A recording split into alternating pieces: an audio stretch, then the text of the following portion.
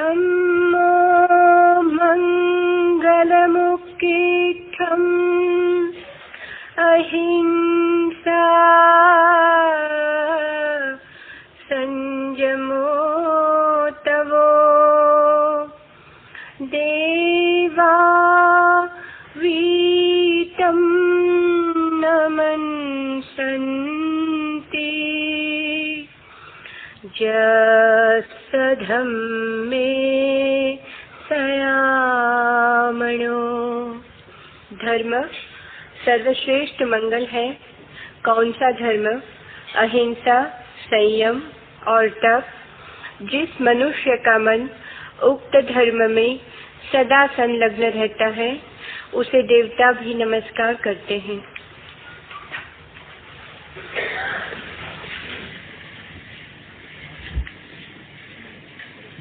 तीसरा आंतर तत्व महावीर ने कहा है वैया वृत्ति। वैया वृत्त का अर्थ होता है सेवा।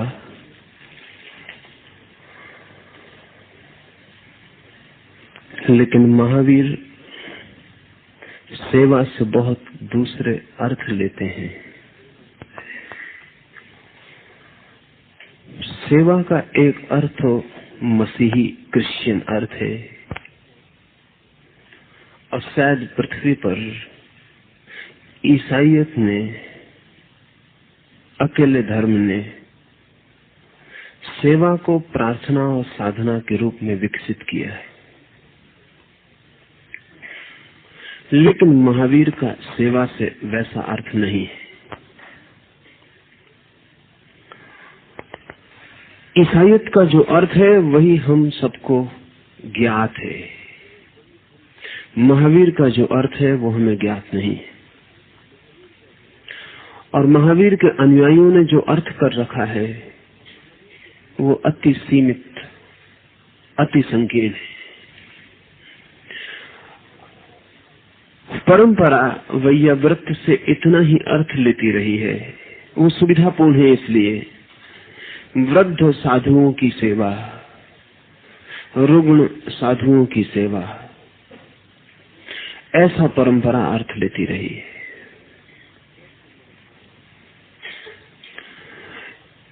ऐसा अर्थ लेने के कारण है क्योंकि साधु ये सोच ही नहीं सकता है कि वो असाधु की सेवा करे।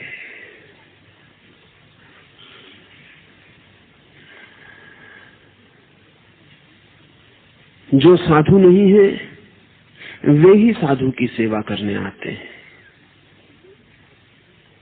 जैनों में तो प्रचलित है कि जब वे साधु का दर्शन करने जाते हैं तो उनसे पूछे कहाँ जा रहे हैं, तो वे कहते हैं सेवा के लिए जा रहे हैं। धीरे धीरे साधु का दर्शन करना भी सेवा के लिए जाना ही हो गया। इसलिए ग्रस्त साधु से जाके पूछेगा कुशल तो है, मंगल तो है, कोई तकलीफ तो नहीं, कोई असाता तो नहीं। वो इसलिए पूछ रहा है कि कोई सेवा का अवसर मुझे हो तो मैं सेवा करूं। तो साधु की सेवा ऐसा वैयावृत्त का अर्थ ले लिया गया। निश्चित ही साधु, तथाकथित साधु का इस अर्थ में हाथ है, क्योंकि महावीर ने किसकी सेवा ये नहीं कहा है। तो ये तो अर्थ महावीर का नहीं है। जो अर्थ है उसमें वृद्ध साधु और रुग्ण साधु और साधु की सेवा भी आ जाएगा, लेकिन यही उसका अर्थ नहीं है। दूसरा सेवा का जो प्रचलित रूप है आज, वो ईसाईयत के द्वारा दिया गया अर्थ है। और भारत में विवेकानंद से लेकर गांधी तक ने जो भी सेवा का अर्थ किया है वो ईसाईयत की सेवा है। और अब जो लोग थोड़े अपने को नई समझ का मानते हैं, वे महावीर की सेवा से भी वैसा अर्थ निकालने की कोशिश करते हैं।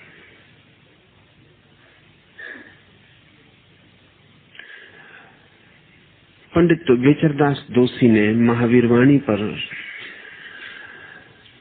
जो टिप्पणियां की हैं उन्होंने सेवा से वही अर्थ निकालने की कोशिश की है जो ईसाइयत का है। उन्होंने अर्थ निकालने की कोशिश की है जो ईसाइयत का है। असल में ईसाइयत अकेला धर्म है जिसने सेवा को केंद्रीय स्थान दिया, और इसलिए सारी दुनिया में सेवा के सब अर्थ ईसाइयत के अर्थ हो गए।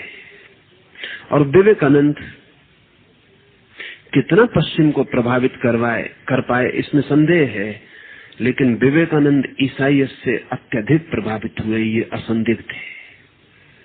विवेकानंद से कितने लोग प्रभावित हुए इसका कोई बहुत निश्चित मामला नहीं है। वो एक सेंसेशन की तरह अमेरिका में उठे और खो गए, लेकिन विवेकानंद स्थायी रूप से ईसाइयत से प्रभावित होकर भारत वापस लौटे। और विवेकानंद ने जो रामकृष्ण मिशन को गति दी वो ठीक ईसाई मिशनरी की नकल है। उसमें ना तो उसमें हिंदू विचारना नहीं है। और फिर विवेकानंद से गांधी तक या विनोबा तक जिन लोगों ने भी सेवा पर विचार किया है वो सभी ईसाइयत से प्रभावित है। असल में गांधी हिंदू घर में पैदा हुए तो मन होता है मानने का कि वो हिंदू थे, लेकिन उनके सारे संस्कार 90% संस्कार जैनों से मिले थे, इसलिए मानने का मन होता है कि वो मूलतः जैन थे। लेकिन उनके मस्तिष्क का सारा परिष्कार ईसाइयत ने किया। गांधी पश्चिम से जब लौटे तो वे सोचते हुए लौटे कि क्या उन्हें हिंदू धर्म बदल के ईसाई हो जाना चाहिए। और उन पर जिन लोगों का सर्वाधिक प्रभाव पड़ा, इमर्सन का, थोरो का या रस्किन का, वो सब ईसाइयत की धारा से सेवा का विचार उनका केंद्र था, उन सब का। तो इसलिए वैयावृत्त पर थोड़ा ठीक से सोच लेना जरूरी है, क्योंकि ईसाइयत के सेवा की धारणा ने और सेवा की सब धारणाओं को डुबा दिया है।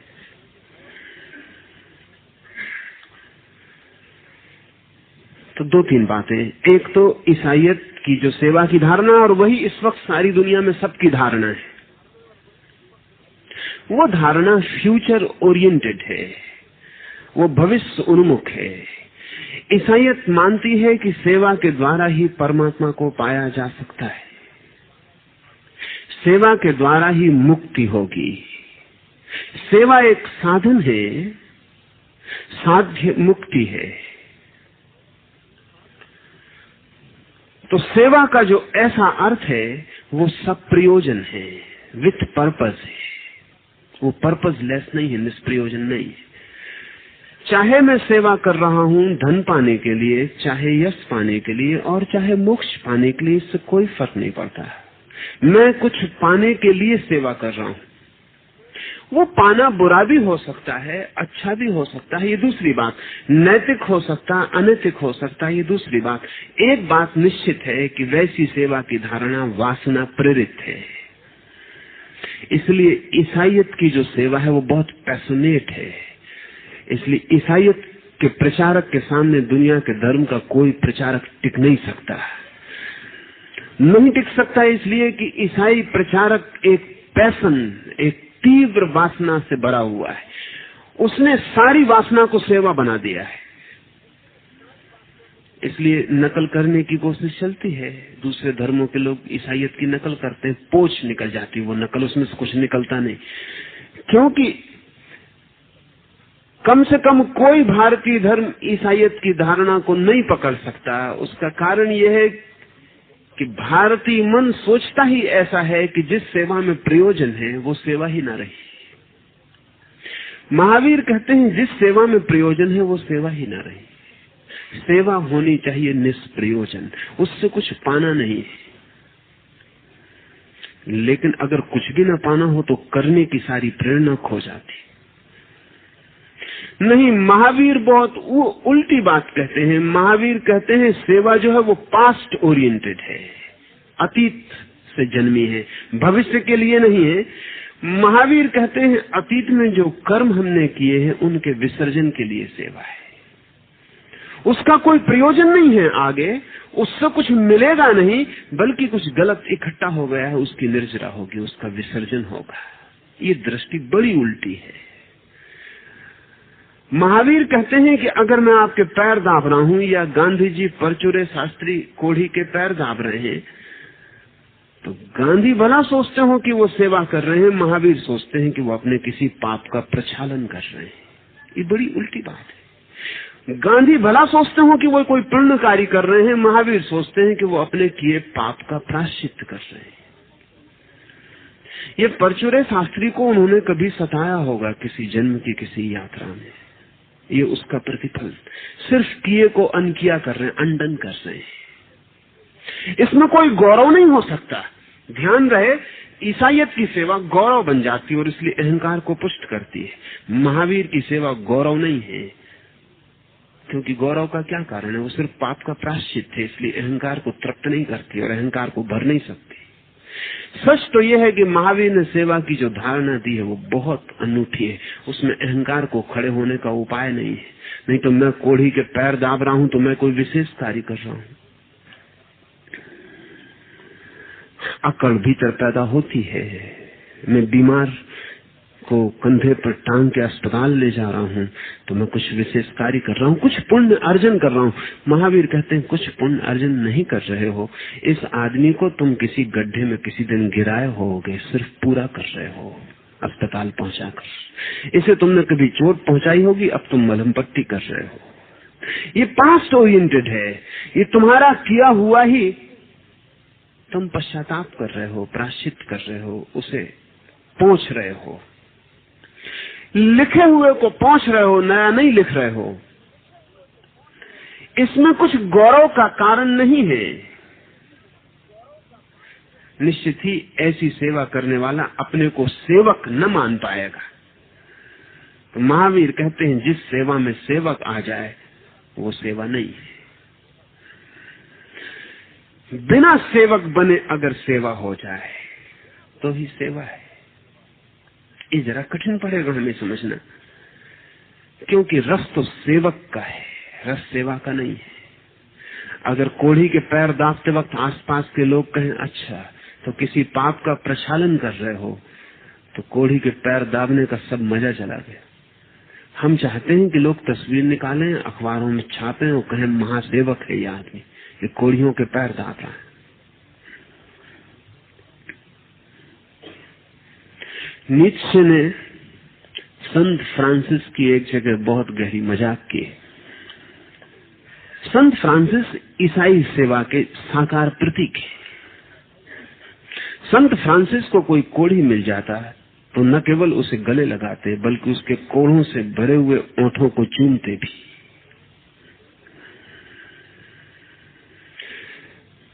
फ्रेडरिक नीत्शे ने कहा है कि संत फ्रांसिस अगर मेरे बस में होता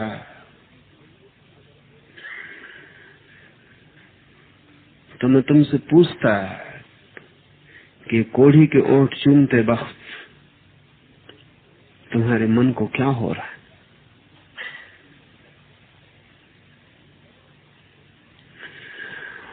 और मैं कोढ़ियों से कहता है कि बजाय संत फ्रांसिस को मौका देने के कि वो तुम्हें चूमे, जहां भी वो तुम्हें मिल जाए तुम उन्हें चूमो।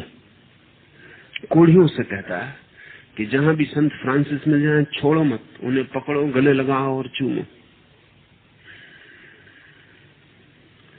और तब देखो कि संत फ्रांसिस के चेहरे पर क्या परिणाम होते हैं। जरूरी नहीं कि नीत्शे जैसा सोचता है वैसा संत फ्रांसिस के चेहरे पर परिणाम हो, क्योंकि वो आदमी गहरा था। लेकिन ये बात बहुत दूर तक सच है कि जो आदमी कोढ़ी के पास उसको चूमने जाता है वो किसी बहुत गरिमा के भाव से भर के जा रहा है। वो कोई काम कर रहा है जो बड़ा कठिन है, असंभव है। असल में वो वासना के विपरीत काम करके दिखा रहा है। कोढ़ी के ओंठ से दूर हटने का मन होगा, चूमने का मन नहीं होगा, और वो चूम के दिखला रहा है। वो कुछ कर रहा है, कोई कृत्य। महावीर कहेंगे कि अगर इस करने में थोड़ी भी वासना है, और फिर इस करने में अगर थोड़ी भी वासना है, अगर इस करने में इतना भी मजा आ रहा है कि मैं कोई विशेष कार्य कर रहा हूँ, कोई असाधारण कार्य कर रहा हूँ, तो मैं फिर नए कर्मों का संग्रह कर रहा हूँ। फिर सेवा भी पाप बन जाएगी, क्योंकि वो भी कर्म बंधन लाएगी। अगर मैं कुछ कर रहा हूँ, किए हुए को अनकिया कर रहा हूँ, तो फिर भविष्य में कोई कर्म बंधन नहीं है। अगर मैं कोई फ्रेश एक्ट, कोई नया कृत्य कर रहा हूँ कि कोढ़ी को चूम रहा हूँ, तो फिर मैं भविष्य के लिए पुनः आयोजन कर रहा हूँ कर्मों की श्रृंखला का। महावीर कहते हैं पुण्य भी अगर भविष्य उन्मुख है तो पाप बन जाता है। ये बड़ी मुश्किल होगा समझना। पुण्य भी अगर भविष्य उन्मुख है तो पाप बन जाता है। क्यों? क्योंकि वो भी बंधन बन जाता है। महावीर कहते हैं पुण्य भी पिछले किए गए पापों का विसर्जन है। तो महावीर एक मेटा मैथाफिजिक्स या मेटा मैथमेटिक्स की बात कर रहे हैं, एक परागणित की। वो ये कह रहे हैं कि जो मैंने किया है उसे मुझे संतुलन करना पड़ेगा। मैंने एक चांटा आपको मार दिया है, तो मुझे आपके पैर दबा देने पड़ेंगे। तो वो जो विश्व का जागतिक गणित है उसमें संतुलन हो जाएगा। ऐसा नहीं कि पैर दबाने से मुझे कुछ नया मिलेगा, सिर्फ पुराना कट जाएगा। और जब मेरा सब पुराना कट जाए, मैं शून्यवत हो जाऊं, कोई जोड़ मेरे हिसाब में न रहे, मेरे खाते में दोनों तरफ बराबर हो जाएं आंकड़े, जो मैंने किया वो सब अनकिया हो जाए, जो मैंने लिया वो सब दिया हो जाए, ऋण और धन बराबर हो जाए और मेरे हाथ में शून्य बच रहे, तो महावीर कहते हैं वो शून्य अवस्था ही मुक्ति है। अगर ईसाईयत की धारणा हम समझे तो सेवा शून्य में नहीं ले जाती, धन में ले जाती, प्लस। आपका प्लस बढ़ता चला जाता है, आपका धन बढ़ता चला जाता है। आप जितनी सेवा करते हैं उतने धनी होते चले जाते हैं, उतना आपके पास पुण्य संग्रहित होता है, और इस पुण्य का प्रतिफल आपको स्वर्ग में, मुक्ति में ईश्वर के द्वारा मिलेगा। जितना आप पाप करते हैं आपके पास ऋण इकट्ठा होता है, और इसका प्रतिफल आपको नरक में, दुख में, पीड़ा में मिलेगा। महावीर कहते हैं मोक्ष तो तब तक नहीं हो सकता जब तक ऋण या धन कोई भी ज्यादा है। जब दोनों बराबर हैं और शून्य हो गए, एक दूसरे को काट गए, तभी आदमी मुक्त होता है। क्योंकि मुक्ति का अर्थ ही यही है कि अब न मुझे कुछ लेना है और न मुझे कुछ देना है। इसको महावीर ने निर्जरा कहा है, और निर्जरा के सूत्रों में वैयाव्रत बहुत कीमती है।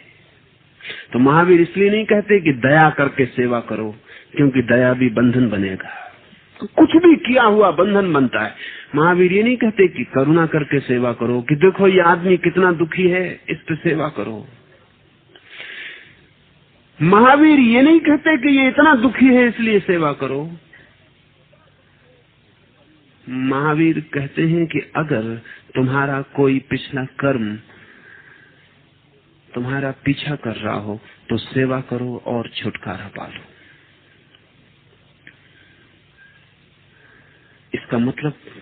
इसका मतलब ये हुआ कि तुम अपने को सेवा के लिए खुला रखो, पैशनेट सेवा नहीं। निकलो मत झंडा लेके सुबह से कि मैं सेवा करके लौटूंगा, ऐसा नहीं। घोषणा करके मत तय कर रखो कि सेवा करनी ही है। जिद मत करो, राह चलते हो, कोई अवसर आ जाए तो खुला रखो। अगर सेवा हो सकती हो तो अपने को रोको मत। इसमें फर्क है। एक तो सेवा करने जाओ, प्रयोजन से सक्रिय हो जाओ, सेवक बनो, धर्म समझो सेवा को। महावीर कहते हैं खुला रखो, कहीं सेवा का अवसर हो और सेवा भीतर उठती हो तो रोको मत, हो जाने दो और चुपचाप विदा हो जाओ। पता भी ना चले किसी को कि तुमने सेवा की, तुमको स्वयं भी पता ना चले कि तुमने सेवा की। तो वैयाव्रत है। वैयाव्रत का अर्थ है उत्तम सेवा, साधारण सेवा नहीं। ऐसी सेवा जिसमें पता भी नहीं चलता कि मैंने कुछ किया, ऐसी सेवा जिसमें बोध है कि मैंने कुछ किया हुआ अनकिया, अनडन। कुछ था जो बांधे था उसे मैंने छोड़ा। इस आदमी से कोई संबंध थे जो मैंने तोड़े, लेकिन अगर इसमें रस ले लिया तो फिर संबंध निर्मित होते हैं। फिर संबंध निर्मित होते हैं। और रस एक तरह का शोषण है, ये भी समझ लेना चाहिए महावीर की दृष्टि में। अगर एक आदमी दुखी है और पीड़ित है और मैं उसकी सेवा करके स्वर्ग जाने की चेष्टा कर रहा हूं, तो मैं उससे दुख का शोषण कर रहा हूं, मैं उसके दुख को साधन बना रहा हूं। अगर वो दुखी ना होता तो मैं स्वर्ग न जा पाता। इसे ऐसा सोचें थोड़ा। तब इसका मतलब ये हुआ कि जिसके दुख के माध्यम से आप स्वर्ग खोज रहे हैं, ये तो बहुत मजेदार मामला है, इस गणित में थोड़े गहरे उतरना जरूरी है। एक आदमी दुखी है और आप सेवा करके अपना सुख खोज रहे हैं, तो आप उसके दुख को साधन बना रहे हैं। यही तो सारी दुनिया कर रही है, यही तो सारी दुनिया कर रही है। एक धनपति अगर धन चूस रहा है तो आप उससे कहते हैं कि दूसरे लोग दुखी हो रहे हैं, आप उनके दुख पर सुख इकट्ठा कर रहे हैं। लेकिन एक पुण्यात्मा दीन की दुखी की सेवा कर रहा है और अपना स्वर्ग खोज रहा है, तब आपको ख्याल नहीं आता कि वो भी किसी गहरे अर्थों में यही कर रहा है। सिक्के अलग हैं, इस जमीन के नहीं, परलोक के, पुण्य के। बैंक बैलेंस वो यहां नहीं खोल पाएगा, लेकिन कहीं खोल रहा है, कहीं किसी बैंक में जमा होता चला जाएगा। नहीं, महावीर कहते हैं दूसरे के दुख का शोषण नहीं, क्योंकि शोषण कैसे सेवा हो सकता है। दूसरा दुखी है तो उसके दुख में मेरा हाथ हो सकता है, उस हाथ को मुझे खींच लेना है, उसी का नाम सेवा है। वो मेरे कारण दुखी ना हो, इतना हाथ मुझे खींच लेना है। इसके दो अर्थ हुए। मेरे कारण कोई दुखी ना हो, ऐसा मैं जीऊं। और अगर कोई मुझे दुखी मिल जाता है तो मेरे कारण अतीत में वो दुख पैदा न हुआ हो, ऐसा मैं व्यवहार करूं कि अगर मेरा कोई भी हाथ हो तो हट जाए। इसमें कोई पैशन नहीं हो सकता, इसमें कोई त्वरा और तीव्रता नहीं हो सकती, इसमें कोई रस नहीं हो सकता करने का, क्योंकि ये सिर्फ ना करना है, ये सिर्फ मिटाना और पहुंचना है। इसलिए महावीर की सेवा समझी नहीं जा सकी, क्योंकि हम सब पैशनेट हैं। अगर धर्म भी हमको पागलपन न बन जाए तो हम धर्म भी नहीं कर सकते। अगर मोक्ष भी हमारी जिद न बन जाए तो हम मोक्ष भी नहीं जा सकते। अगर पुण्य भी किसी अर्थ में शोषण ना हो तो हम पुण्य भी नहीं कर सकते, क्योंकि शोषण हमारी आदत है, शोषण हमारे जीवन का ढंग है, व्यवस्था है हमारी, और वासना हमारा व्यवहार है। जिस चीज में हम वासना जोड़ दें वही हम कर सकते हैं, अन्यथा हम नहीं कर सकते। तो अगर सेवा धन वासना हो जाए तो हम सेवा भी कर सकते हैं। इसलिए सेवा के लिए आपको उन्मुख करने वाले लोग कहते हैं कि सेवा से क्या क्या मिलेगा, दान से क्या क्या मिलेगा। सवाल ये नहीं है कि दान क्या है, सेवा क्या है, सवाल ये कि आपको क्या क्या मिलेगा, आप क्या क्या पा सकोगे। तो वे आपको स्वर्ग की पूरी झलक दिखाते हैं। आपसे कुछ भी करवाना हो तो आपकी वासना को प्रज्वलित करना पड़ता है। आपकी वासना प्रज्वलित न हो तो आप कुछ भी नहीं करने को राजी। जीसस से मरने के पहले जीसस के एक शिष्य ने पूछा कि घड़ी आ गई पास, सुनते हैं हम कि आप नहीं बच सकेंगे, एक बात तो बता दें, ये तो पक्का है कि आप ईश्वर के हाथ के पास सिंहासन पर बैठेंगे, हम लोगों की जगह क्या होंगी, हम कहाँ बैठेंगे। वो जो ईश्वर का राज्य होगा, सिंहासन होगा, आप तो पड़ोस में बैठेंगे, ये पक्का है। हम लोगों की क्रम संख्या क्या होगी, कौन कहाँ बैठेगा, किस नंबर से बैठेगा।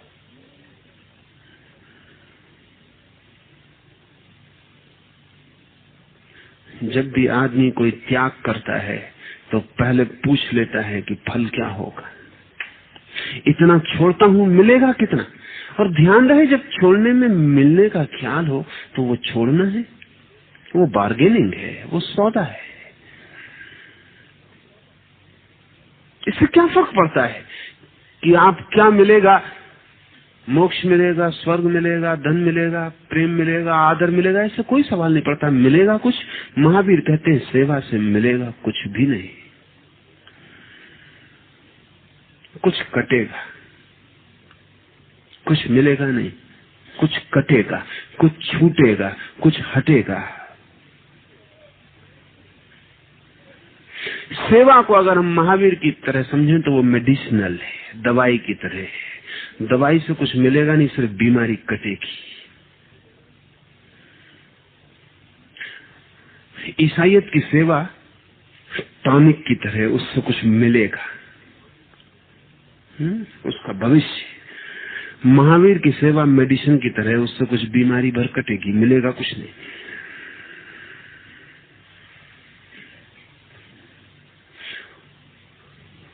ये भेद इतना गहरा है और इस भेद के कारण ही जैन परंपरा सेवा को जन्मा न पाई।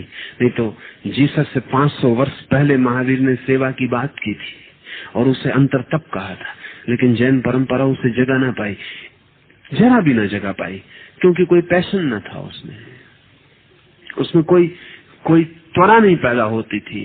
सिर्फ कुछ कटेगा, कुछ मिटेगा, कुछ छूटेगा, कुछ कमी ही हो जाएगी उल्टी। पापी के भी पाप का ढेर थोड़ा कम हो तो उसको भी लगता है कुछ कम हो रहा है, समथिंग इज मिसिंग।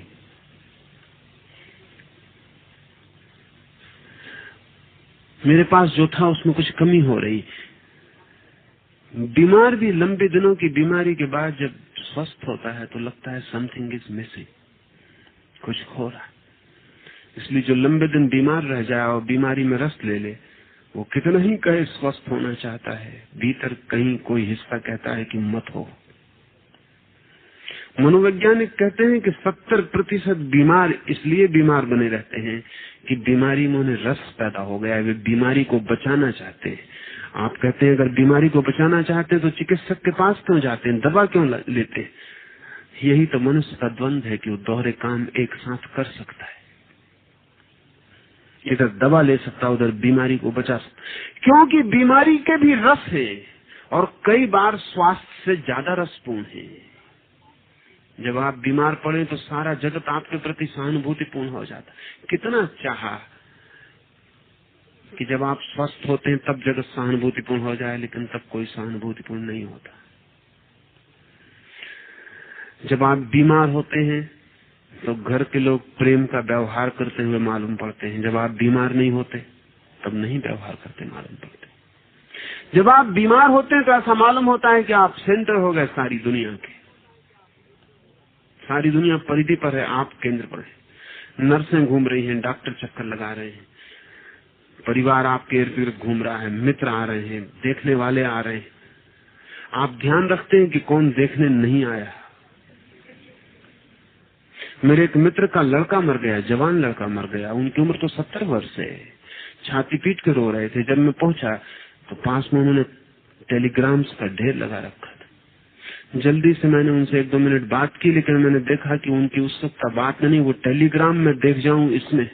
उन्होंने वो टेलीग्राम मेरी तरफ सरकाया और कहा कि प्रधानमंत्री ने भी भेजा, राष्ट्रपति ने भी भेजा। जब तक मैंने टेलीग्राम सब न देख लिए तब तक उनको तृप्ति न हुई, बड़े दुख में। लेकिन दुख में भी रस लिया जा रहा है।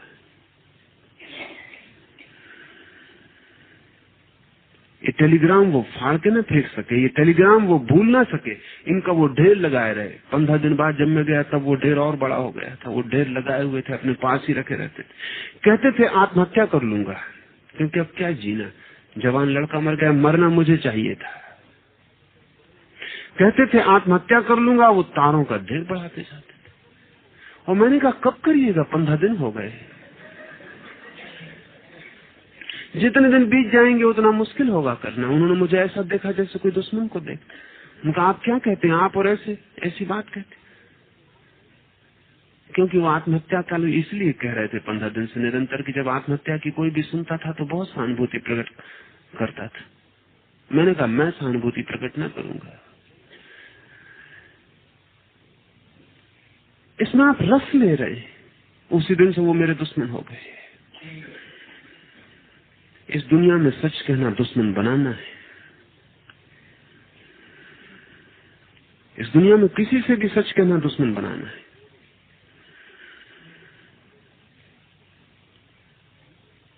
झूठ बड़ी मित्रताएं स्थापित करता है। कभी एक दफा देखें, 24 घंटे तय कर लें कि सच ही बोलेंगे, आप पाएंगे सब मित्र विदा हो गए। 24 घंटा, इससे ज्यादा नहीं। पत्नी अपना सामान बांध रही है, लड़के बच्चे कह रहे हैं नमस्कार, मित्र कह रहे हैं कि तुम ऐसे आदमी थे, सारा जगत शत्रु हो जाएगा।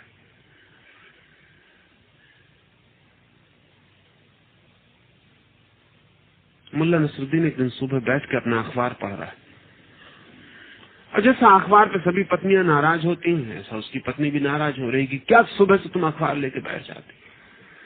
एक जमाना था कि तुम सुबह से मेरी सूरत की बातें करते थे और अब तुम कुछ बात नहीं करते। एक वक्त था कि तुम कहते थे तेरी वाणी कोयल जैसी मधुर है, अब तुम कुछ भी नहीं कहते। मुल्ला ने कहा है तेरी वाणी मधुर, मगर बकवास बंद कर, मुझे अखबार पढ़ने दे।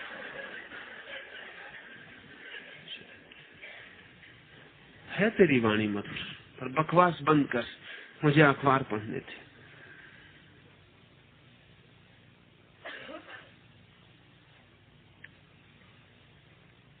दोहरा है आदमी,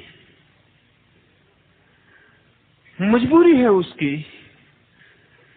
क्योंकि सीधा और सच्चा होने नहीं देता समाज, महंगा पड़ जाएगा, इसलिए झूठ को पोसता चला जाता है। मुल्ला ने जब तीसरी शादी की तो तीसरे दिन रात को पत्नी ने कहा कि अगर तुम बुरा ना मानो तो मैं अपने नकली दांत निकाल के रख दूं, क्योंकि रात मुझे इनमें नींद नहीं आती। मुल्ला ने कहा thank goodness, so now I can put off my false leg, my wig, my glass eye and relax. तो अब मैं अपनी टांग लकड़ी की अलग कर सकता हूँ और अपने झूठे बाल अलग कर सकता हूँ और कांच की आंख रख सकता हूँ और विश्राम कर सकता हूँ। धन्यवाद हे परमात्मा, तूने अच्छा बता दिया, नहीं तो हम भी तने थे। 3 दिन से हम खुद भी कहाँ सो पा रहे, वो भी नहीं सो पा रही, क्योंकि वो झूठे दांत सोने कैसे देंगे। हम सब एक दूसरे के सामने चेहरे बनाए हुए हैं जो झूठे, लेकिन रिलैक्स कैसे करें। सत्य रिलैक्स कर जाता है, लेकिन सत्य में जीना कठिन पड़ता है, इसलिए दोहरा हम जीते। एक कोने में कुछ, एक कोने में कुछ, और सब चलाते हैं। बीमारी में रस है, ये कोई बीमार स्वीकार करने को राजी नहीं होता, लेकिन बीमारी में रस है। इतना रस स्वास्थ्य में भी नहीं आता जितना बीमारी में आता है। इसलिए स्वास्थ्य को कोई बढ़ा चढ़ा के नहीं बताता, बीमारी को सब लोग बढ़ा चढ़ा के बताते।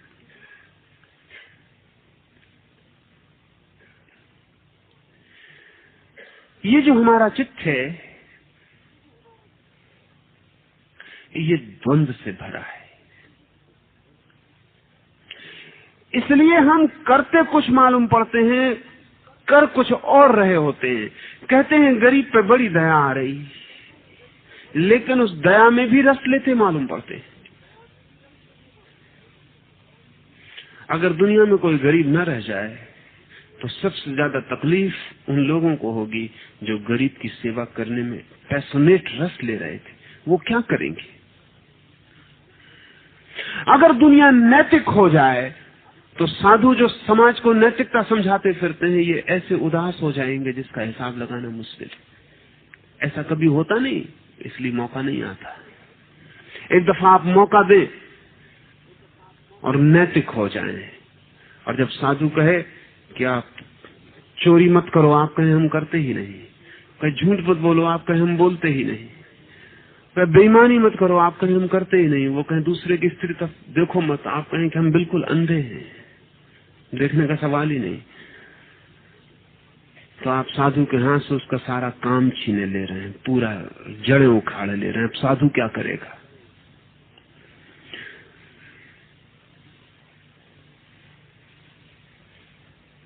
साधु क्या करेगा? ये कठिन होगा समझना, लेकिन साधु असाधु के रोगों पर जीता है, पैरासाइट है। वो जो असाधु चारों तरफ दिखाई पड़ते हैं, उनके ऊपर ही साधु जीता है, वो पैरासाइट है। अगर दुनिया सच में साधु हो जाए तो साधु एकदम काम के बाहर हो जाएगा, उसको कोई काम नहीं बचता। और कुछ आश्चर्य न होगा कि जो साधु आपको समझा रहे थे, अगर समझाने में उनको रस था यही कि समझाते वक्त आदमी गुरु हो जाता है और ऊपर हो जाता है, सुपीरियर हो जाता है उससे जिसे समझाता है, इसलिए समझाने का रस। अगर समझाने में रस था, अगर समझाने में आपके अज्ञान का शोषण था, अगर समझाने में आप सीढ़ी थे उसके ज्ञान की तरफ बढ़ने के, तो इसमें कोई हैरानी न होगी कि जिस दिन सारे लोग साधु हो जाएं, उस दिन जो साधुता की समझा रहा था, ईमानदारी की समझा रहा था, वो आपको बेईमानी के राज बताने लगे कि बेईमानी के बिना जीना मुश्किल है, चोरी करनी ही पड़ेगी, असत्य बोलना ही पड़ेगा, नहीं तो मर जाओगे, जीवन में सब रस ही खो जाए। अगर उसको समझाने में ही रस आ रहा था तब, अगर वो सच में ही साधु था, समझाना उसका रस न था, शोषण न था, तो वो प्रसन्न होगा, आनंदित होगा, वो कहेगा समझाने की झंझट भी मिटी, लोग साधु हो गए हैं, अब बात ही खत्म हो गई, अब मुझे समझाने का उपद्रव भी ना रहा। अगर सेवा में आपको रस आ रहा था कि आप कहीं जा रहे थे स्वर्ग सुख में, आदर में, प्रतिष्ठा में, सम्मान में, तो अगर सेवा करवाने को कोई भी ना मिले तो आप बड़े उदास और दुखी हो जाएंगे।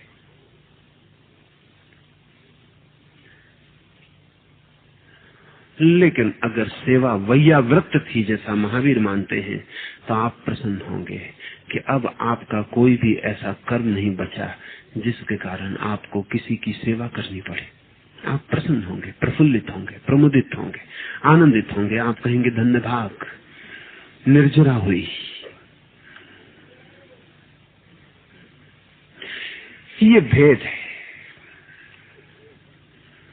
सेवा में कोई रस नहीं है, सेवा केवल मेडिसिनल है, जो किया है उसे पहुंच डालना है, मिटा डालना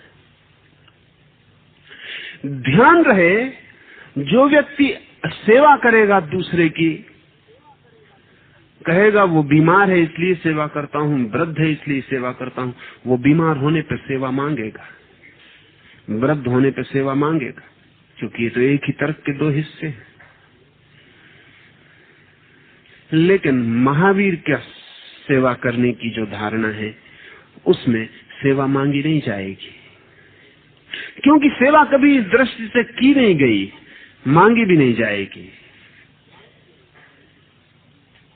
मांगने का कोई कारण नहीं, और अगर कोई सेवा न करेगा तो उससे क्रोध भी पैदा नहीं होगा, उससे कष्ट भी नहीं मन में आएगा, उससे ऐसा भी नहीं लगेगा कि इस आदमी ने सेवा क्यों नहीं की। इसलिए जो लोग भी सेवा करते हैं वो बड़े टास्क मास्टर्स होते हैं। अगर आप सेवकों के आश्रम में जाके देखें जो कि सेवा करते हैं, तो आप एक और मजेदार बात देखेंगे कि वो सेवा लेते भी हैं उतनी ही मात्रा में और उतनी ही सख्ती से।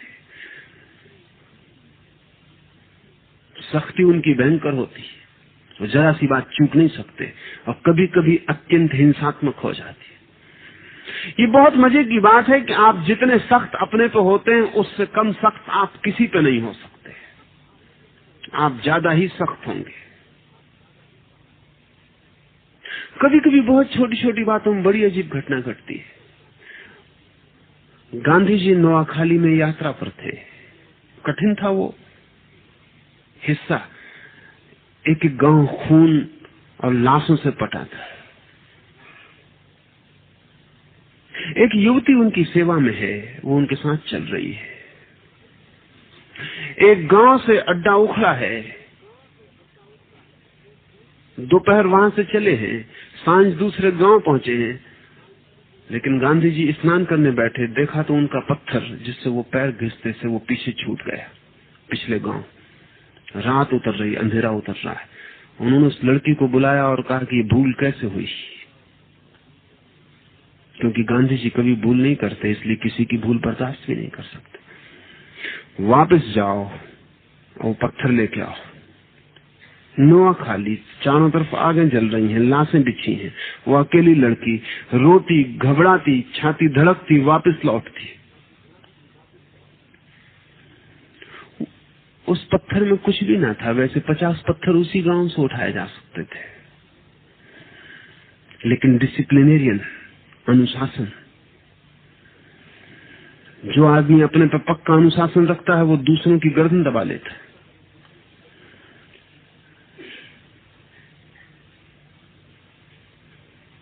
क्योंकि खुद नहीं भूलते कोई चीज, दूसरा कैसे भूल सकता है। तब दिखने वाला ऊपर से जो अनुशासन है गहरे में हिंसा हो जाता है। ये भी कोई बात थी, आदमी भूल सकता है, भूलना स्वाभाविक है। और कोई बड़ा कोहिनूर हीरा नहीं भूल गया है, पैर घिसने का पत्थर भूल गया है। लेकिन सवाल पत्थर का नहीं है, सवाल सख्ती का है, सवाल नियम का है। नियम का पालन होना चाहिए।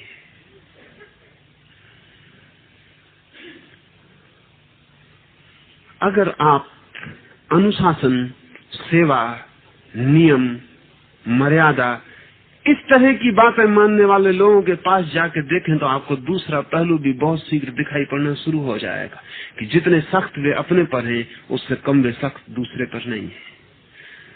तो जब आप किसी के पैर दाब रहे हैं तब आप किसी दिन पैर दबाए जाने का इंतजाम भी कर रहे हैं मन के किसी कोने में। और अगर आपके पैर न दाबे गए उस दिन तब आपकी पीड़ा का अंत नहीं होगा। लेकिन महावीर की सेवा का इससे कोई संबंध नहीं है। महावीर तो कहते हैं कि अगर मेरी कोई सेवा करेगा तो भी वो इसलिए कर रहा है कि उसके किसी पाप का प्रक्षालन है। अगर नहीं है कोई पाप का प्रक्षालन तो बात समाप्त हो गई, कोई मेरी सेवा नहीं कर रहा है। इसमें दूसरे को गौरव दिया जाए तो फिर दूसरे को निंदा भी दी जा सकती है, लेकिन न कोई गौरव है न कोई निंदा है। वैया व्रत का ऐसा अर्थ है। तो आप जब भी सेवा कर रहे हैं तब ध्यान रखें कि वो भविष्य उन्मुख ना हो, तो आप अंतः तप कर रहे हैं। जब आप सेवा कर रहे हैं तो वो निष्प्रयोजन हो, अन्यथा आप अंतः तप नहीं कर रहे हैं। जब आप सेवा कर रहे हैं तब उससे किसी तरह की गौरव की, गरिमा की, अस्मिता की कोई भावना भीतर गहन ना हो, अन्यथा आप सेवा नहीं कर रहे हैं, वैया व्रत नहीं कर रहे हैं। वो सिर्फ किए गए पाप का, किए गए कर्म का अनकिया करना हो, बस इतना तो तप है। और क्यों इसको अंतः तप कहते हैं महावीर? इसलिए अंतः तप कहते हैं कि करना कठिन है। वो सेवा सरल है जिसमें कोई रस आ रहा हो। इस सेवा में कोई भी रस नहीं है, सिर्फ लेना देना ठीक करना है, इसलिए तप है। और बड़ा आंतरिक तप है, क्योंकि हम कुछ करें और कर्ता ना बने, इससे बड़ा तप क्या होगा। हम कुछ करें और कर्ता ना बने, इससे बड़ा तप क्या होगा।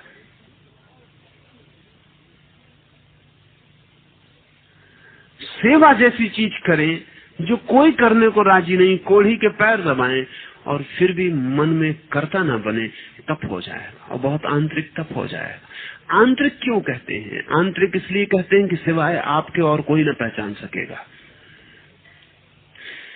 बात भीतरी है, आप ही जांच सकेंगे, लेकिन आप बिल्कुल जांच लेंगे, कठिनाई नहीं होगी। जो व्यक्ति भी भीतर की जांच में संलग्न हो जाता है वो ऐसे ही जान लेता है। जब आपके पैर में कांटा गड़ता है तो आप कैसे जानते कि दुख रहा है, और जब कोई आलिंगन से आपको अपने गले लगा लेता है तो आप कैसे जानते हैं कि हृदय प्रफुल्लित हो रहा है, और जब कोई आपके चरणों में सिर रख देता है तो आपके भीतर जो लहर दौड़ जाती है वो आप कैसे जान लेते हैं? नहीं, उसके लिए बाहर कोई खोजने की जरूरत नहीं, आंतरिक मापदंड आपके पास है।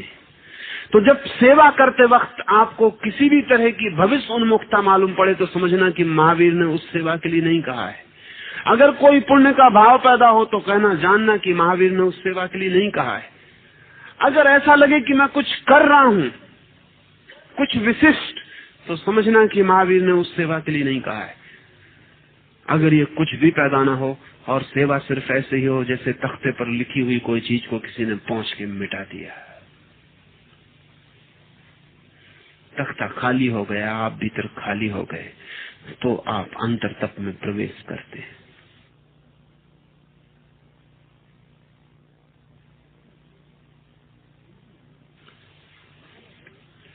महावीर ने वैयावृत्ति के बाद ही जो तप कहा है वो है स्वाध्याय, चौथा तप।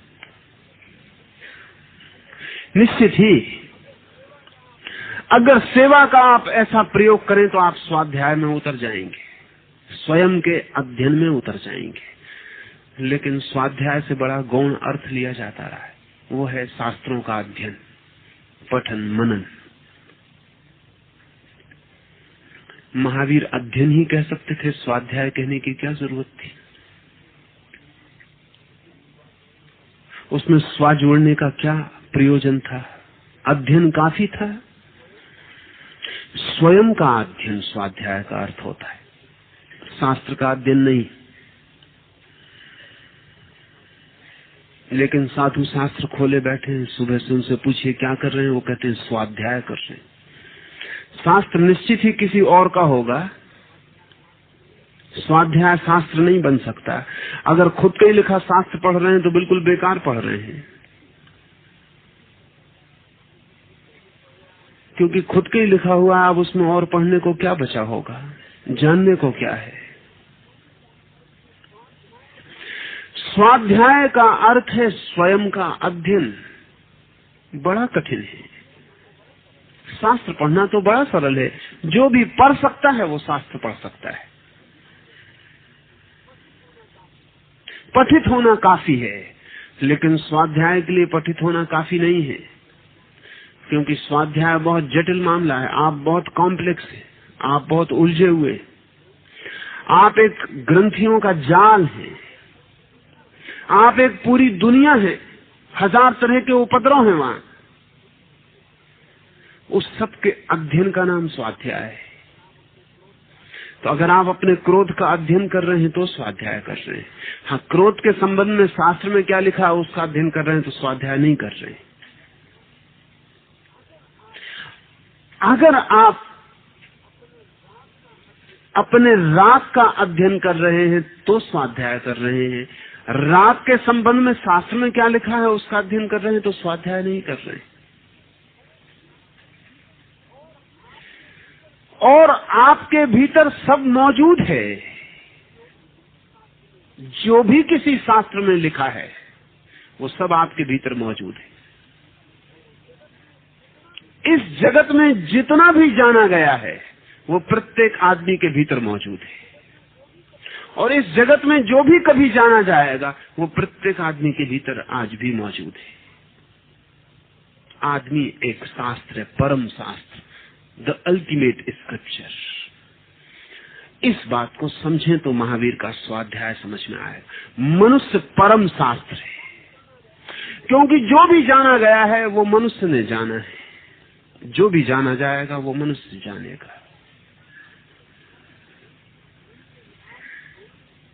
काश मनुष्य स्वयं को ही जान ले तो जो भी जाना गया है और जो भी जाना जा सकता है वो सब जान लिया जाता है। इसलिए महावीर ने कहा है, एक को जानने से सब जान लिया जाता है, स्वयं को जानने से सर्व जान लिया जाता है। इसके कई आयाम हैं। पहली तो बात ये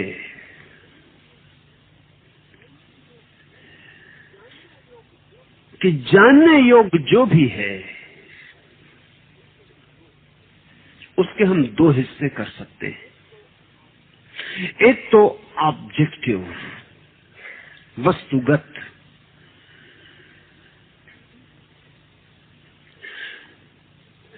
दूसरा सब्जेक्टिव, आत्मगत। जानने में दो घटनाएं घटती हैं, जानने वाला होता है और जानी जाने वाली चीज होती है। विषय होता है जिसे हम जानते हैं और जानने वाला होता है जो जानता है।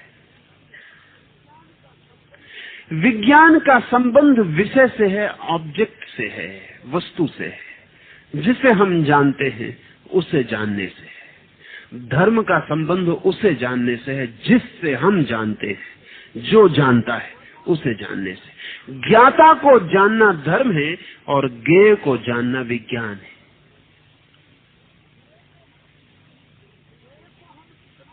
ज्ञेय को हम कितना ही जान लें तो ज्ञाता के संबंध में कुछ भी पता नहीं चलता। कितना ही हम जान लें चांद तारे सूरजों के संबंध में, तो भी अपने संबंध में कुछ पता नहीं चलता। बल्कि एक बड़े मजे की बात है कि जितना हम वस्तुओं के संबंध में ज्यादा जान लेते हैं, उतना ही हमें वो भूल जाता है जो जान रहा है। क्योंकि जानकारी बहुत इकट्ठी हो जाए तो ज्ञाता छिप जाता है। आप इतनी चीजों के संबंध में जानते हैं कि आपको ख्याल ही नहीं रहता कि अभी जानने को कुछ शेष बच रहा है। इसलिए विज्ञान बढ़ता जाता रोज, जानता जाता रोज। कितने प्रकार के मच्छर हैं विज्ञान जानता है। प्रत्येक प्रकार के मच्छर की क्या खूबियां हैं विज्ञान जानता है। कितने प्रकार की वनस्पतियां हैं विज्ञान जानता है। प्रत्येक वनस्पति में क्या क्या छिपा है विज्ञान जानता है। कितने सूरज हैं, कितने तारे हैं, कितने चांद हैं विज्ञान जानता है। आइंस्टीन ने मरते वक्त कहा कि अगर मुझे दोबारा जीवन मिले तो मैं एक संत होना चाहूंगा। क्यों? जो खाट के आसपास इकट्ठे थे उन्होंने पूछा क्यों, तो आइंस्टीन ने कहा कि जानने योग्य तो अब एक ही बात मालूम पड़ती है कि वो जो जान रहा था वो कौन है। ये सब जान लिया कि चांद तारे कितने, लेकिन होगा क्या? 10 हैं कि 10,000 हैं कि 10 करोड़ हैं कि 10 अरब हैं, इससे होगा क्या? 10 हैं ऐसा जानने वाला भी वहीं खड़ा रहता है, 10 करोड़ है ऐसा जानने वाला भी वहीं खड़ा रहता है, 10 अरब है ऐसा जानने वाला भी वहीं खड़ा रहता है। जानकारी से जानने वाले में कोई भी परिवर्तन नहीं होता। लेकिन एक भ्रम जरूर पैदा होता है कि मैं जानने वाला हूं। महावीर ऐसे जानने वाले को मिथ्या ज्ञानी कहते हैं जानने वाला जरूर है लेकिन मिथ्या जानने वाला है। ऐसी चीजें जानने वाला है जिनके बिना जाने भी चल सकता था, और ऐसी चीज को छोड़ देने वाला है जिसके बिना जाने नहीं चल सकता है। जो कीमती है वो छोड़ देते हैं हम, और जो गैर कीमती है वो जान लेते हैं हम। आखिर में जानना इकट्ठा हो जाता है और जानने वाला खो जाता है। मरते वक्त हम बहुत कुछ जानते हैं, सिर्फ उसे ही नहीं जानते जो मर रहा है। अद्भुत है ये बात कि आदमी अपने को नहीं जानता। इसलिए महावीर ने स्वाध्याय को कीमती अंतर तपों में गिना, और अब धीरे धीरे स्वाध्याय चौथा अंतर तप है। इसके बाद 2 ही तप बच जाएंगे, और उन 2 तपों के बाद दी एक्सप्लोजन, विस्फोट घटित होता है। तो स्वाध्याय बहुत निकट की सीढ़ी है विस्फोट के, जहाँ क्रांति घटित होती है, जहाँ जीवन नया हो जाता है, जहाँ आपका पुनर्जन्म होता है, नया आदमी आपके भीतर पैदा होता है, पुराना समाप्त होता है। स्वाध्याय बहुत करीब आ गया, अब 2 ही सीढ़ी बचती हैं, और इसलिए शास्त्र अध्ययन स्वाध्याय का अर्थ नहीं हो सकता। शास्त्र अध्ययन कितना कर रहे हैं लोग, लेकिन कहीं कोई क्रांति घटित नहीं मालूम होती, कहीं कोई विस्फोट नहीं होता। सच तो यह है कि जितना आदमी शास्त्र को जानता है उतना ही स्वयं को जानने की जरूरत कम मालूम पड़ती है उसे,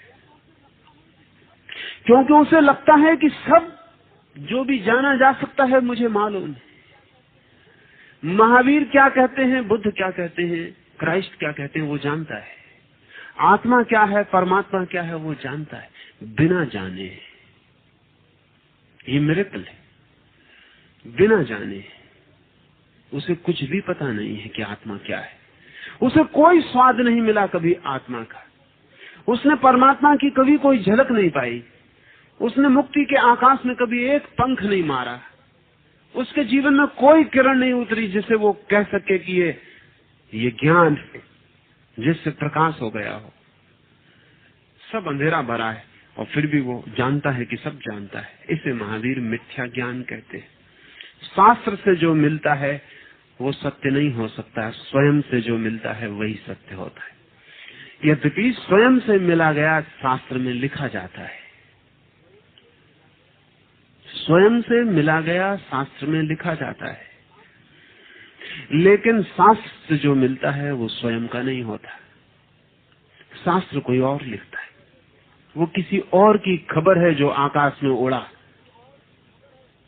वो किसी और की खबर है जिसने प्रकाश के दर्शन किए, वो किसी और की खबर है जिसने सागर में डुबकी लगाई। आप लेकिन किनारे पर बैठकर पढ़ रहे हैं, इसको मत भूल जाना।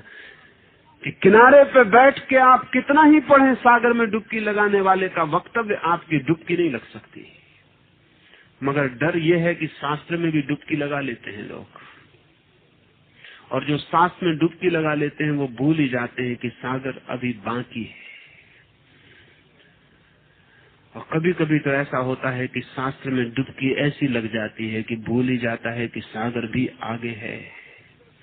तो शास्त्र सागर की तरफ ले जाने वाला कम ही सिद्ध होता है, सागर से रुका लेने वाला ज्यादा सिद्ध होता है। इसलिए महावीर शास्त्राध्ययन को स्वाध्याय नहीं कहते। इसका ये मतलब नहीं है कि महावीर शास्त्र के अध्ययन को इनकार कर रहे हैं, लेकिन वो स्वाध्याय नहीं है। इसको अगर ख्याल में रखा जाए तो शास्त्र का अध्ययन भी उपयोगी हो सकता है, उपयोगी हो सकता है। अगर ये ख्याल में रहे कि शास्त्र का सागर सागर नहीं, और शास्त्र का प्रकाश प्रकाश नहीं, और शास्त्र का आकाश आकाश नहीं, और शास्त्र का परमात्मा परमात्मा नहीं, और शास्त्र का मोक्ष मोक्ष नहीं, अगर ये स्मरण रहे, और ये स्मरण रहे कि किसी ने जाना होगा, उसने शब्दों में कहा है, लेकिन शब्दों में कहते ही सत्य खो जाता है, केवल छाया रह जाती। ये स्मरण रहे तो शास्त्र को फेंक कर किसी दिन सागर में छलांग लगाने का मन आ जाएगा। अगर ये स्मरण ना रहे, सागर ही बन जाए शास्त्र, सत्य ही बन जाए शास्त्र, शास्त्र में ही सब भटकाव हो जाए, तो सागर को छिपा लेगा शास्त्र। और इसलिए कई बार अज्ञानी कूद जाते परमात्मा में, और ज्ञानी वंचित रह जाते। तथाकथित ज्ञानी, द सो कॉल्ड नोअर्स, वे वंचित रह जाते। इसलिए उपनिषद कहते हैं कि अज्ञानी तो अंधकार में भटकते ही, ज्ञानी मां अंधकार में भटक जाते। स्वाध्याय का अर्थ है स्वयं में उतरो और अध्ययन करो। पूरा जगत भीतर है, वो सब्जेक्टिव, वो आत्मगत जगत पूरा भीतर है, उसे जानने चलो, लेकिन रुख बदलना पड़ेगा। इसलिए स्वाध्याय का पहला सूत्र है रुख। वस्तु के अध्ययन का छोड़ो, अध्ययन करने वाले का अध्ययन करो। जैसे उदाहरण के लिए, आप मुझे सुन रहे हैं। जब आप मुझे सुन रहे हैं तो आपने कभी ख्याल किया कि जितनी तल्लीनता से आप मुझे सुनेंगे, उतना ही आपको भूल जाएगा कि आप सुनने वाले। जितनी तल्लीनता से आप मुझे सुनेंगे, उतना ही आपके स्मरण के बाहर हो जाएगा कि आप भी यहाँ मौजूद हैं। जो सुन रहा है, बोलने वाला प्रगाढ़ हो जाएगा, सुनने वाला भूल जाएगा। हालांकि आप बोलने वाले नहीं, सुनने वाले। जब आप सुन रहे हैं तब दो घटनाएं घट रही हैं। शब्द जो आपके पास आ रहे हैं आपसे बाहर है, और आप जो भीतर है। शब्द महत्वपूर्ण हो जाएंगे सुनते वक्त, और सुनने वाला गौण हो जाएगा। और अगर आप पूरी तरह तल्लीन हो गए तो बिल्कुल भूल जाएगा। सेल्फ फॉरगेटफुलनेस हो जाएगी, आत्मविस्मरण हो जाएगा। मेरे पास लोग आते हैं, जब कोई मेरे पास आता है और वो कहता है आज आप बहुत अच्छा बोले, तो मैं जानता हूं कि आज क्या हुआ। आज ये हुआ कि वो अपने को भूल गए, और कुछ नहीं हुआ। आत्मविस्मरण हुआ। आज घंटे भर उनको अपनी याद न रही, इसलिए वो कह रहे हैं कि बहुत अच्छा बोले। घंटे भर उनका मनोरंजन इतना हुआ कि उनको अपना पता भी ना रहा। 15 वर्ष से निरंतर सुबह सांझ में बोलता रहा हूं, एक भी आदमी नहीं है वो जो आके कहता हो आज आप बहुत ठीक बोले। वो कहता बहुत अच्छा बोले, क्योंकि अगर ठीक बोले तो कुछ करना पड़ेगा, अच्छा बोले तो हो चुकी है बात। वो नहीं कहता कोई आदमी मुझसे कि सत्य बोले, सुखद बोले। सत्य बोले तो बेचैनी पैदा होगी, सुखद बोले बात खत्म हो गई, सुख मिल चुका है। लेकिन सुख आपको कब मिलता है वो मैं जानता हूं। जब भी आप अपने को भूलते हैं तभी सुख मिलता है। चाहे सिनेमा में भूलते हो, चाहे संगीत में भूलते हो, चाहे कहीं सुन के भूलते हो, चाहे पढ़ के भूलते हो, चाहे सेक्स में भूलते हो, चाहे शराब में भूलते हो। आपका सुख मुझे भली भांति पता है कि कब मिलता है। जब आप अपने को भूलते हैं तभी मिलता है। लेकिन जब आप अपने को भूलते हैं तभी स्वाध्याय बंद हो जाता है। जब आप अपने को स्मरण करते हैं तब स्वाध्याय शुरू होता है। तो जब मैं बोल रहा हूं एक प्रयोग करें यहीं और अभी, सिर्फ बोलने वाले पर ही ध्यान मत रखें, ध्यान को दोहरा कर दें, डबल एरोड, दोहरे तीर लगा दें ध्यान में, एक मेरी तरफ और एक अपनी तरफ। सुनने वाले का भी स्मरण रहे, वो जो कुर्सी पे बैठा है, वो जो आपकी हड्डी मांस मज्जा के भीतर छिपा है, जो कान के पीछे खड़ा है, जो आंख के पीछे देख रहा है, उसका भी स्मरण रहे। रिमेम्बर, उसको स्मरण रखें। कोई फिक्र नहीं कि उसके स्मरण करने में अगर मेरी कोई बात चूक भी जाए, क्योंकि मेरी इतनी बातें सुन ली, उनसे कुछ भी नहीं हुआ, और चूक जाएगा तो कोई हर्ज होने वाला नहीं। लेकिन उसका स्मरण रखें, वो जो भीतर बैठा है, सुन रहा है, देख रहा है, मौजूद है, उसकी प्रेजेंस अनुभव करें। हड्डी मांस कान आंख के भीतर वो जो छिपा है वो अनुभव करें, वो मालूम पड़े, ध्यान उस पर जाए। तो आप हैरान होंगे, तब आपको जो मैं कह रहा हूं वो सुखद नहीं, सत्य मालूम पड़ना शुरू होगा। और तब जो मैं कह रहा हूं वो आपके लिए मनोरंजन नहीं, आत्मक्रांति बन जाएगा। और तब जो मैं कह रहा हूं आपने सिर्फ सुना ही नहीं, जिया भी, जाना भी। क्योंकि जब आप भीतर की तरफ उन्मुख होकर खड़े होंगे तो आपको पता लगेगा कि जो मैं कह रहा हूं वो आपके भीतर छिपा पड़ा है, उससे तालमेल बैठना शुरू हो जाएगा। जो मैं कह रहा हूं वो आपको दिखाई भी पड़ने लगेगा कि ऐसा है। अगर मैं कह रहा हूं कि क्रोध जहर है, तो मेरे सुनने से वो जहर नहीं हो जाएगा। लेकिन अगर आप अपने प्रति जाग गए उसी क्षण और आपने भीतर झांका, तो आपके भीतर काफी जहर इकट्ठा है, क्रोध का रिजर्वायर है, वो दिखाई पड़ेगा। अगर वो दिख जाए मेरे बोलते वक्त, तो मैंने जो कहा वो सत्य हो गया, क्योंकि उसका पैरेलल वास्तविक सत्य मेरे शब्द के पास जो होना चाहिए था वो आपके अनुभव में आ गया। तब शब्द कोरा शब्द न रहा, तब आपके भीतर सत्य की प्रतीति भी हुई। सुनते वक्त बोलने वाले पर कम ध्यान रखें, सुनने वाले पर ज्यादा ध्यान रखें। सुनने वालों पर नहीं, सुनने वाले पर। सुनने वालों पर भी लोग ध्यान रख लेते, देख लेते हैं आसपास की किस किस को जच रहा।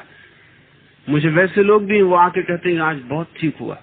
मैं उनसे पूछता हूँ क्या बात, कई लोगों को जचा। वो आसपास देख रहे हैं कि किस किस को जच रहा है, और कई लोग ऐसे हैं जब तक दूसरों को न जचे उनको नहीं जचता। बड़ा म्यूचुअल नॉनसेंस, पारस्परिक मूर्खता चलती। देख लेते हैं आसपास की जच रहा तो उनको भी जचता है, और उनको पता नहीं कि बगल वाला उनको देख के उसको भी जचता है। ये बात जच रही है।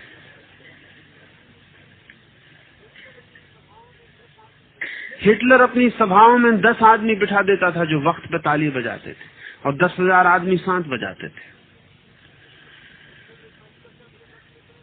जब हिटलर ने पहली दफा अपने 10 मित्रों को कहा कि तुम भीड़ में दूर दूर खड़े होकर ताली बजाना, तो उन्होंने कहा हम बजाएंगे, बड़े बेहूदे लगेंगे।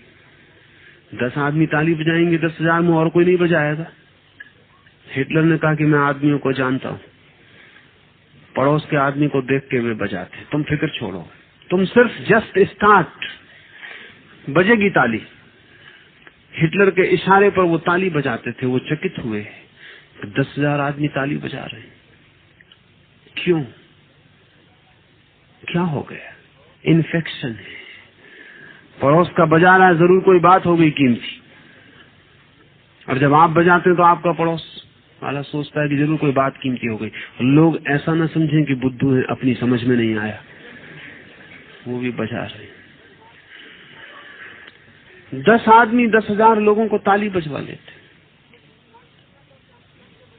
कभी ख्याल में नहीं आता कि आप क्या कर रहे हैं। आप जो कपड़े पहने हुए वो किसी दूसरे आदमी ने आपको पहनवा दिए हैं, क्योंकि उसने पहने हुए थे।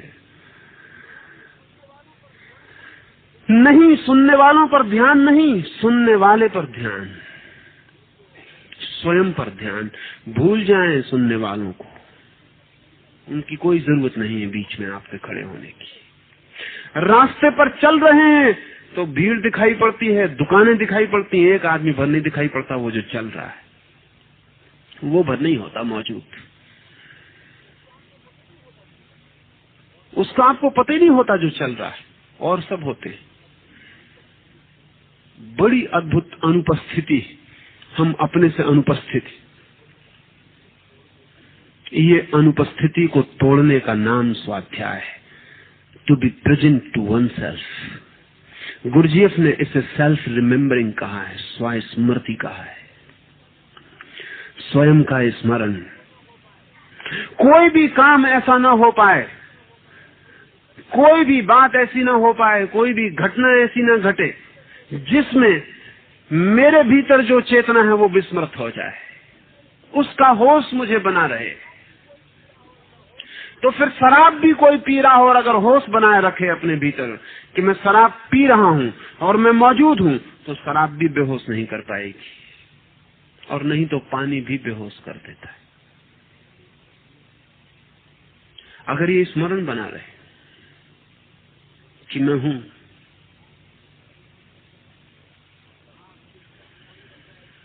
तो शराब एक तरफ पड़ी रह जाएगी और वो चेतना निरंतर अलग खड़ी रहेगी।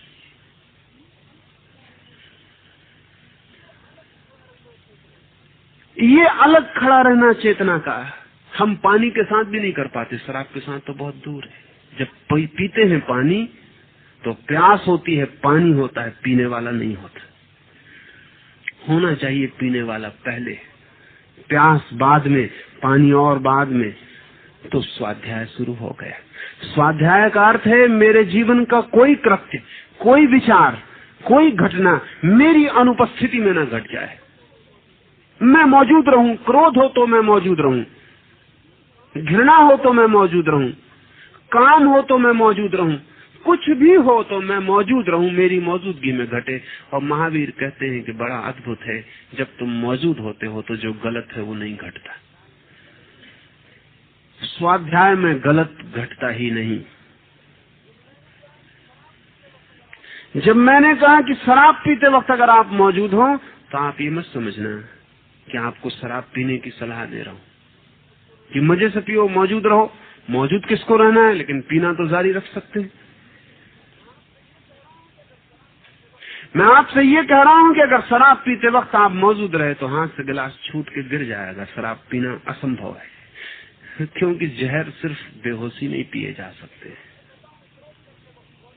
जब मैं आपसे कहता हूं क्रोध करते वक्त मौजूद रहो, तो मैं ये नहीं कह रहा हूं कि मजे से करो क्रोध और मौजूद रहो, बस शर्त इतनी है कि मौजूद रहो, क्रोध करो फिर कोई हर्ज नहीं। मैं आपसे ये कह रहा हूं कि क्रोध करते वक्त अगर आप मौजूद रहे तो दो में से एक ही हो सकता है, या तो क्रोध होगा या आप होंगे, दोनों मौजूद साथ नहीं हो सकते।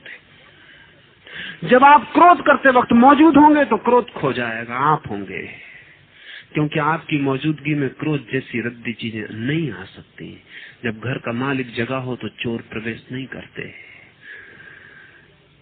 जब आप जगे हो तो क्रोध घुस जाए, ये हिम्मत क्रोध कर सकता है।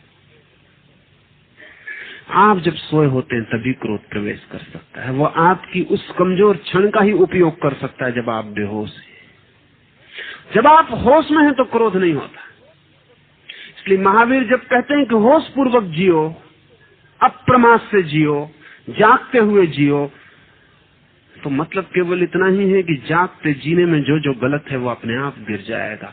और ये अनुभव आपको होगा स्वाध्याय से कि गलत इसलिए हो रहा था कि मैं सोया हुआ था। गलत के होने का और कोई कारण नहीं है, नो रीजन एट ऑल।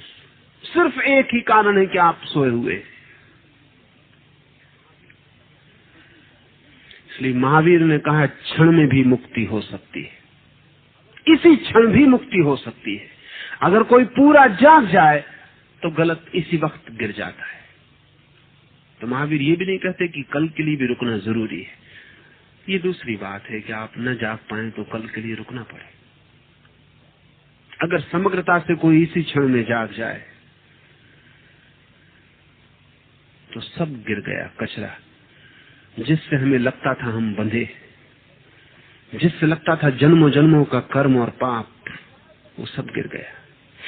स्वाध्याय से ये पता चलेगा कि एक ही पाप है मूर्छा और एक ही पुण्य है जागृति।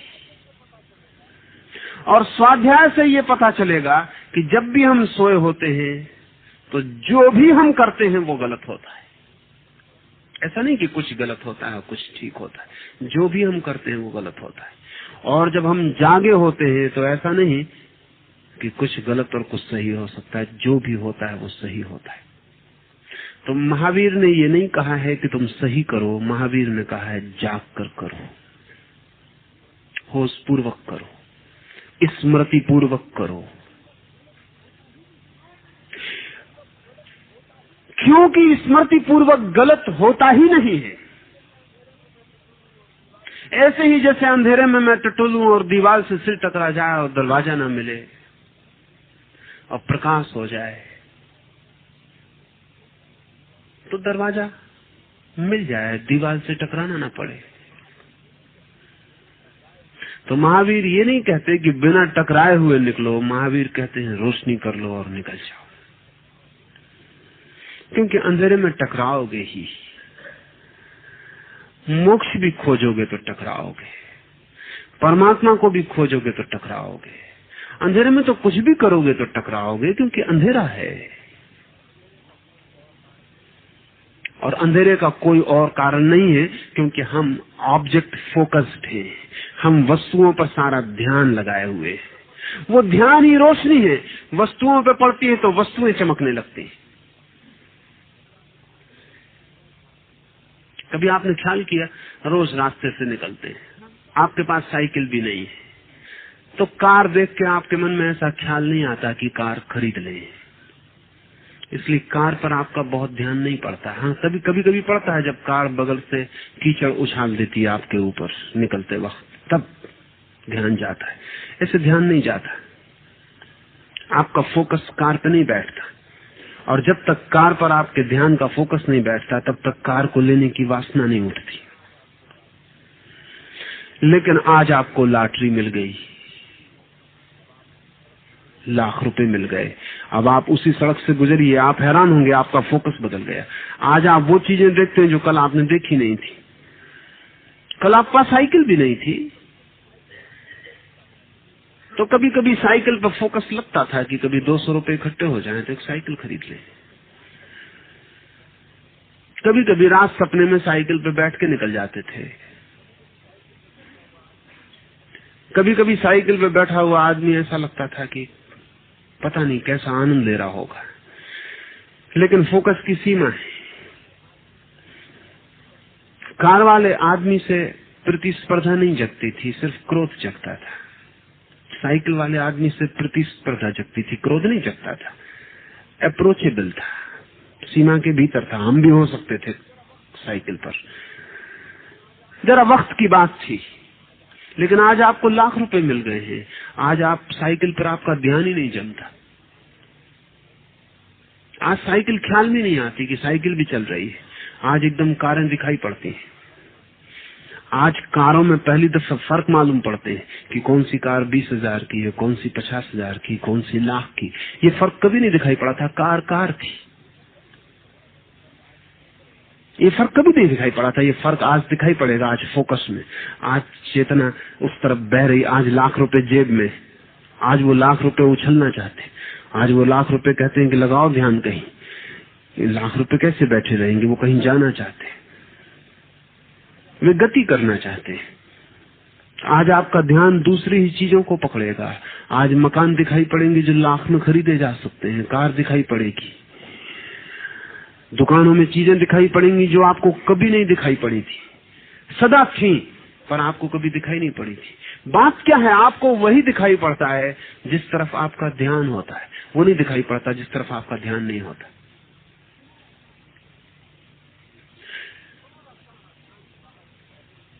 हमारा सारा ध्यान बाहर की तरफ है, इसलिए भीतर अंधेरा है। आता भीतर से ही है ये ध्यान, लेकिन भीतर अंधेरा है, क्योंकि ध्यान वस्तुओं की तरफ है।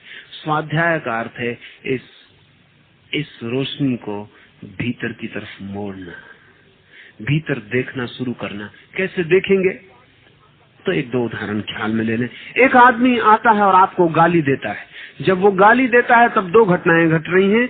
वो आदमी गाली दे रहा है, ये घट रही है, ऑब्जेक्टिव है, बाहर है। वो आदमी बाहर है, उसकी गाली बाहर। आपके भीतर क्रोध उठ रहा है, ये दूसरी घटना घट रही है, ये भीतर है, ये सब्जेक्टिव है। आप कहाँ ध्यान देते हैं? उसकी गाली पे ध्यान देते हैं तो स्वाध्याय नहीं हो पाएगा। अपने क्रोध पर ध्यान देते हैं, स्वाध्याय हो जाएगा। एक सुंदर स्त्री रास्ते पर दिखाई पड़ी, काम वासना भीतर उठ गई है।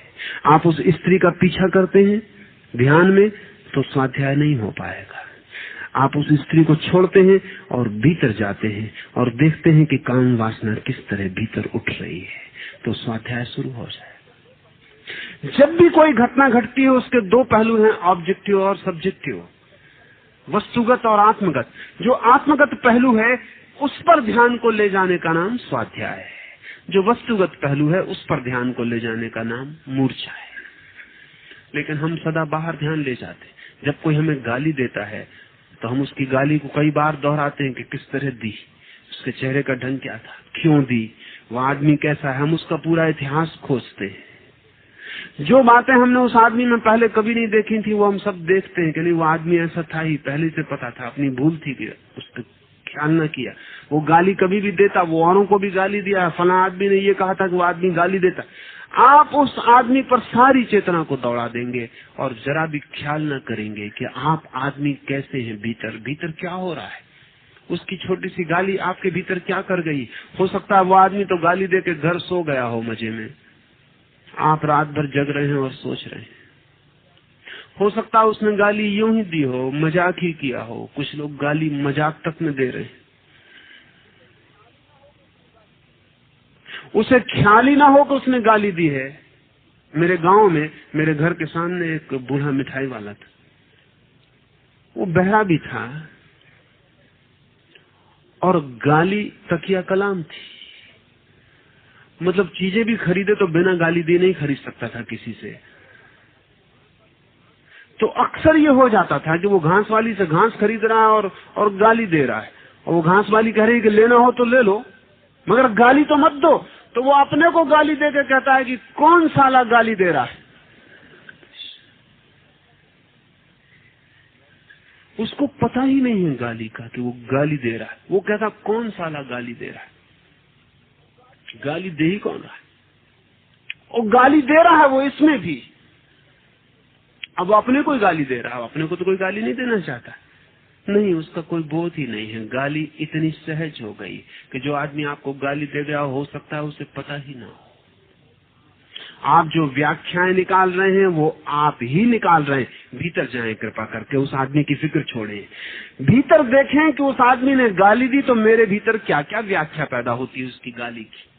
वो व्याख्या उस आदमी के संबंध में कुछ भी नहीं कहती, सिर्फ आपके संबंध में कुछ कहती है कि आप आदमी कैसे। अगर आपको गाली दी जाए तो आपके भीतर क्या क्या होगा, इसको देखें। आप क्या क्या व्याख्या करते हैं, आपके भीतर क्रोध कैसे उठता है, आप उससे क्या क्या प्रतिकार लेना चाहते हैं, हत्या करना चाहते हैं, गाली देना चाहते हैं, गर्दन दबाना चाहते हैं, क्या करना चाहते हैं। इस पूरे को उतर जाएं देखने। आप अनुभवी होकर बाहर लौटेंगे। आप इस स्वाध्याय से ज्ञानी होकर बाहर लौटेंगे।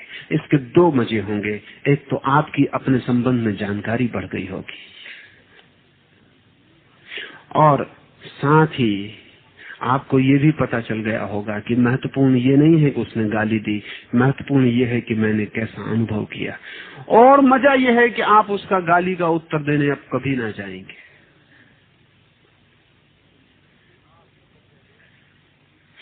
क्योंकि आप बदल गए होंगे इस ज्ञान से, इस स्वाध्याय से। आप वही आदमी नहीं रह गए जिसको गाली दी गई थी। Something has been added, something has been revealed. नया कुछ जुड़ गया। सुबह आप दूसरे आदमी होंगे। हो सकता है आप उससे क्षमा मांग आए, हो सकता है आप पाएं कि उसने गाली ठीक ही दी, हो सकता है आप पाएं कि उसकी गाली उतनी मजबूत न थी जितनी होनी चाहिए थी, जितना बुरा मैं आदमी हूं।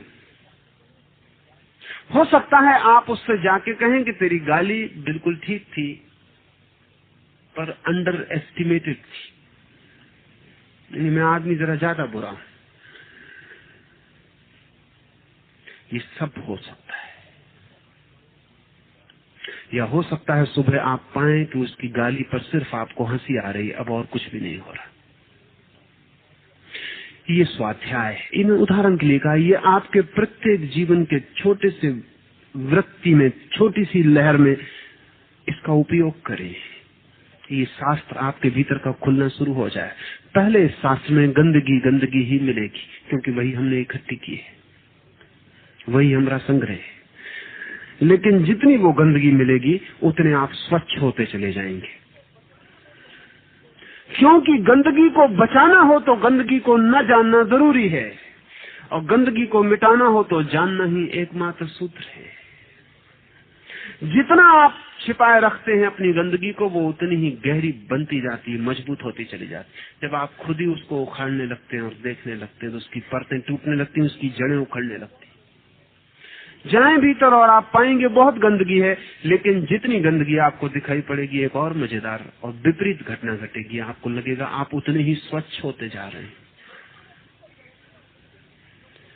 जितने भीतर जाएंगे उतनी गंदगी कम होती जाएगी, और इसलिए एक मजा और आने लगेगा कि भीतर गंदगी कम होती जाती है तो और भीतर जाने का रस और आनंद आने लगता है। भीतर कंकड़ पत्थर नहीं, हीरे जवाहरात दिखाई पड़ने लगते हैं तो दौड़ तेज हो जाती है। और एक घड़ी आएगी कि आप जब सच में भीतर पहुंचेंगे, सच में भीतर, क्योंकि ये जो भी है ये भी बाहर और भीतर के बीच में है। इसे हम भीतर कह रहे हैं इसलिए सिर्फ कि स्वाध्याय के लिए इसे भीतर समझना जरूरी है। जितने आप भीतर जाएंगे, जितना आप सेंटर पर पहुंचेंगे, केंद्र पर पहुंचेंगे, उस दिन कोई गंदगी नहीं रह जाएगी। उस दिन आप पाएंगे कि जीवन में उस स्वच्छता का अनुभव हुआ है जिसका अब कोई अंत नहीं है। आपने वो ताजगी पाली जो अब बूढ़ी नहीं होगी। आपने उस निर्दोषता के तल को छू लिया जिसको कोई कालिमा स्पर्श नहीं कर सकती है। आप उस प्रकाश को पालिए जहां कोई अंधकार प्रवेश नहीं करता है। लेकिन ये क्रमशः भीतर उतरना, इसलिए स्वाध्याय को महावीर ने अंतिम नहीं कहा, चौथा तप कहा है। अभी और भी कुछ करने को भीतर शेष रह जाता है। उन दो तपों के संबंध में हम आने वाले 2 दिनों में बात करेंगे। 5वां तप है ध्यान, 6वां तप है कायोत्सर्ग। पर स्वाध्याय के बिना कोई ध्यान में नहीं जा सकता। इसलिए महावीर ने जो सीढ़ियां कही हैं अति वैज्ञानिक है। लोग मेरे पास आते हैं, वो कहते हैं ध्यान में जाना है। मैं उनकी कठिनाई जानता हूँ, वो स्वाध्याय में नहीं जाना चाहते क्योंकि स्वाध्याय बहुत पीड़ादायी है। और ध्यान में क्यों जाना चाहते हैं? क्योंकि किताबों में पढ़ लिया है, गुरुओं को कहते सुन लिया कि ध्यान में जाने से बड़ा आनंद आता है। लेकिन जो अपने अर्जित दुख में जाने को तैयार नहीं है, वो अपने स्वभाव के आनंद में जा नहीं सकता है। पहले तो दुख से गुजरना पड़ेगा, तभी सुख की झलक मिलेगी। नर्क से गुजरे बिना कोई स्वर्ग नहीं है, क्योंकि हमने नर्क निर्मित कर लिया है, हम उसमें खड़े हैं। प्रत्येक आदमी ये चाहता है कि इस नरक में से एकदम स्वर्ग मिल जाए, यही इस नरक को मिटाना ना पड़े और स्वर्ग मिल जाए। ये नहीं हो सकता, क्योंकि स्वर्ग तो यही मौजूद है, लेकिन हमारे बनाए हुए नरक में छिप गया है, ढक गया है। ध्यान रहे, स्वर्ग स्वभाव है और नरक हमारा अचीवमेंट, हमारी उपलब्धि है। बड़ी मेहनत करके हमने नरक को बनाया है, बड़ा श्रम उठाया है, उसे गिराना पड़े। स्वाध्याय उसे गिराने के लिए कुदाली का काम करता है, जिससे कोई मकान को खोदना शुरू कर दे। आज इतना ही, तो 5 मिनट रुके, धुन में भागीदार हों और फिर जाएं।